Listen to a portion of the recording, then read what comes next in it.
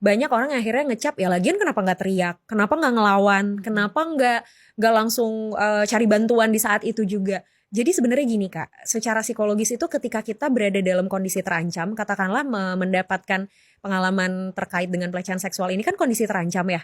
Ada situasi secara psikologis di mana terjadi sama diri kita tuh disebutnya immobility. Jadi kita tidak bisa bergerak sepersekian detik. Sesimpel gini, misal kalau kita di hutan gitu ya, kita lihat depan kita ada harimau, gak mungkin kita begitu harimau lewat langsung teriak tuh gak mungkin. Pasti kita sepersekian detik tuh mikir dulu, bentar, ini apa? Ini dia mau mendekat atau enggak? Ini saya harus ngapain?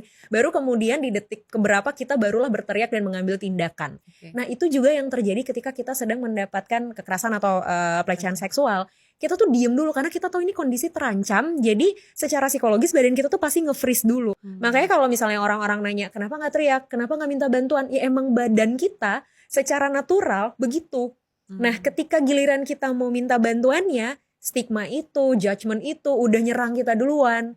Akhirnya itu yang ngebuat kita, ya udahlah saya telan aja sendiri. Dan yang tadi Q bilang juga, awalnya dia pikir ya sudah, dia lupain aja, dia abaikan saja. Tapi ternyata setelah udah berlangsung beberapa tahun kok masih mengganggu ya, kok masih keinget-inget kejadiannya, kok bikin saya nggak nyaman. Barulah di situ akhirnya kita menyadari kalau ternyata yang kemarin itu sesuatu yang salah. Karena ternyata membekas di saya nih, bikin saya nggak nyaman, mungkin mempengaruhi kepercayaan diri saya, bikin saya ada trust issue dan lain sebagainya. Jadi memang prosesnya tuh nggak sesederhana kena kejadian teriak lapor, nggak sesederhana itu gitu. Butuh waktu yang panjang karena tadi faktornya juga banyak banget gitu loh. Harus Kak. dicerna dulu. Benar.